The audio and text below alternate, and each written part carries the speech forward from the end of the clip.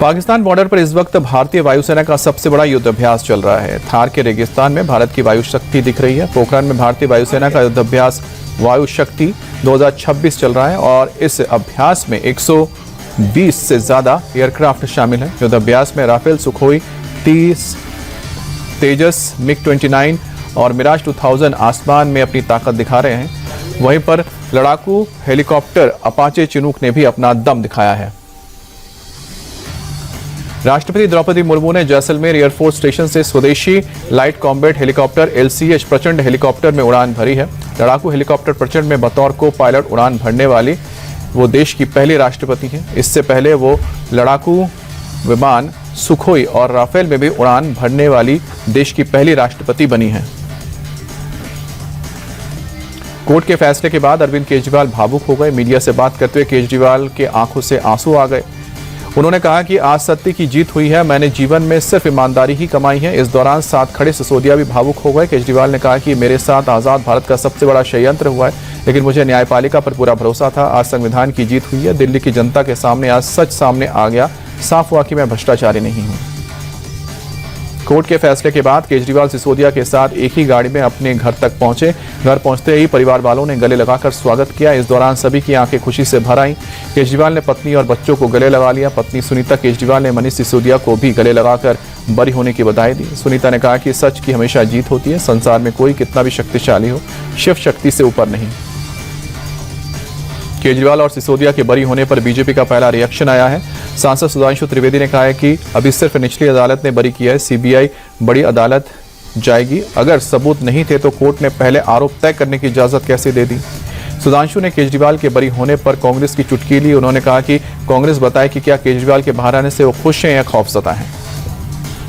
दिल्ली के शराब घोटाले में राउज एवेन्यू कोर्ट से सीबीआई को फटकार लगी है। कोर्ट ने सीबीआई की चार्जशीट में कई खामियां गिनाई। सबूतों के अभाव में केजरीवाल, सिसोदिया समेत सभी 23 आरोपियों को बरी किया गया है। साथ ही कोर्ट ने इस कथित घोटाले की जांच कर रहे सीबीआई के जांच अधिकारी के खिलाफ विभागीय जांच की सिफारिश की है। सीबीआई इस फैसले को चुनौती देगी। सीबीआई राउज एवेन्यू कोर्ट के इस फैसले को दिल्ली हाईकोर्ट में चैलेंज करेगी। अक्टूबर 2023 में पहली बार ईडी ने केजरीवाल को समन भेजा था। मार्च 2024 तक ईडी ने कुल 9 समन भेजे और आखिर 21 मार्च 2024 को उन्हें गिरफ्तार कर लिया। 10 मई 2024 को कोर्ट ने प्रचार के लिए उन्हें 21 दिन की जमानत दी थी, जिसके बाद उन्होंने सरेंडर किया। फिर 26 जून को सीबीआई ने अरेस्ट किया। जुलाई 2024 में ईडी और सितंबर 2024 में सीबीआई मामले में उन्हें जमानत मिली और आखिर में 27 फरवरी 2026 यानी कि आज कोर्ट ने उन्हें बरी कर दिया। NCERT किताब विवाद मामले पर पीएम मोदी भी नाराज है। कैबिनेट की बैठक में पीएम मोदी ने इसे लेकर सख्त रुख अपनाया है। बताया जा रहा है कि पीएम मोदी ने मीटिंग में तल्ख तेवर में पूछा कि किसने ये काम किया। साथ ही किताब को तत्काल वापस लेने का निर्देश भी दिया। आपको बता दें कि NCERT की इस करतूत से सुप्रीम कोर्ट भी नाराज है। सुप्रीम कोर्ट ने किताब पर रोक लगा दी है। दिल्ली में BJYM के कार्यकर्ताओं ने सोनिया गांधी के आवास के बाहर प्रदर्शन किया। ये प्रोटेस्ट भगवान अयप्पा के मंदिर से सोना चोरी होने पर किया गया है। चोरी के मुख्य आरोपी की तस्वीरें सोनिया गांधी के साथ सामने आई है, जिसके बाद BJYM के कार्यकर्ताओं ने कांग्रेस के खिलाफ मोर्चा खोल दिया है और सोनिया के आवास के बाहर प्रदर्शन किया है। पीएम मोदी देर रात इजरायल के 2 दिवसीय दौरे से दिल्ली वापस लौट आए हैं। प्रधानमंत्री की इजरायल यात्रा काफी सफल रही है। पीएम मोदी और पीएम नेतन्याहू के बीच हुई डेलीगेशन लेवल की बैठक में दोनों देशों के बीच 27 समझौतों और MOU पर मुहर लगी। डिफेंस, शिक्षा और AI के क्षेत्र में आपसी सहयोग को बढ़ाने पर सहमति बनी। साइबर सुरक्षा के मद्देनजर भारत में साइबर सेंटर ऑफ एक्सीलेंस बनाने पर मुहर लगी है। मैन्युफैक्चरिंग, UPI इस्तेमाल और मत्स्य पालन को लेकर भी दोनों देशों में अहम करार हुए हैं। AIM नेता के अकबरुद्दीन ओवैसी ने एक बार फिर से भड़काऊ तकरीरें दी हैं। एक सभा के दौरान अकबरुद्दीन ओवैसी ने कहा कि कांग्रेस और बीजेपी एक जैसे हैं। यूपी में योगी बुलडोजर चलाते हैं, वैसे ही तेलंगाना में रेवंत रेड्डी करते हैं। जब हमारा मामला आता है तो सब एक हो जाते हैं। हर किसी को हमको जख्म देना आता है। इन्हें मुसलमानों और हमारी शरीयत से दुश्मनी है।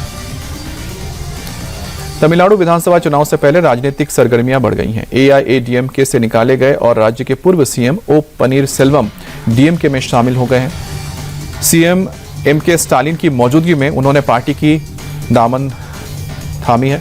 DMK के ओर से शामिल होने के बाद पनीरसेल्वम ने कहा कि EPS के अहंकार और सत्ता के दुरुपयोग ने ऐसे हालात पैदा कर दिए कि मुझे AIADMK कभी चुनाव नहीं जीत सकती है। बता दें कि 2022 में AIADMK ने पनीरसेल्वम को पार्टी से निकाला था।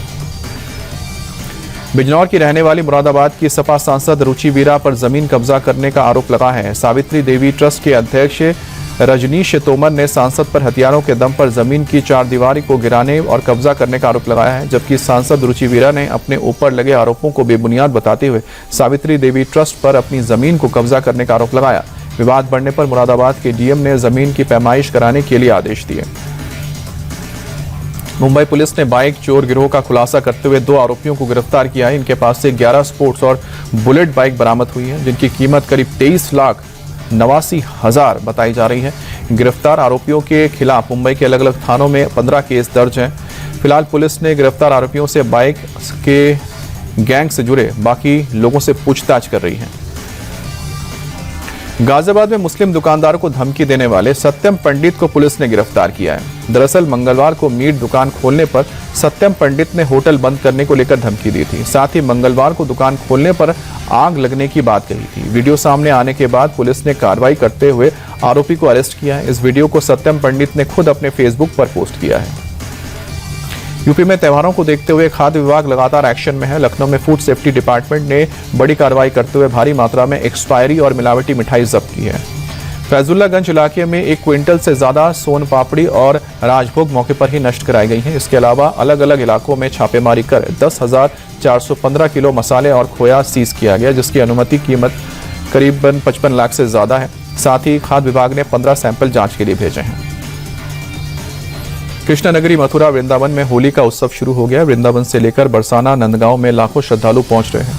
बांके बिहारी मंदिर में पुजारियों ने भक्तों पर प्रसाद गुलाल डालकर ब्रज की होली की शुरुआत की। थोड़ी ही देर में परिसर रंग और गुलाल से सराबोर हो गया। आज ब्रज में होली रे रसिया गाने पर भक्त खुशी से झूमते नजर आए। वहीं पर अयोध्या में भी नागा साधु और दूसरे संतों ने रंग भरी एकादशी के मौके पर होली खेली।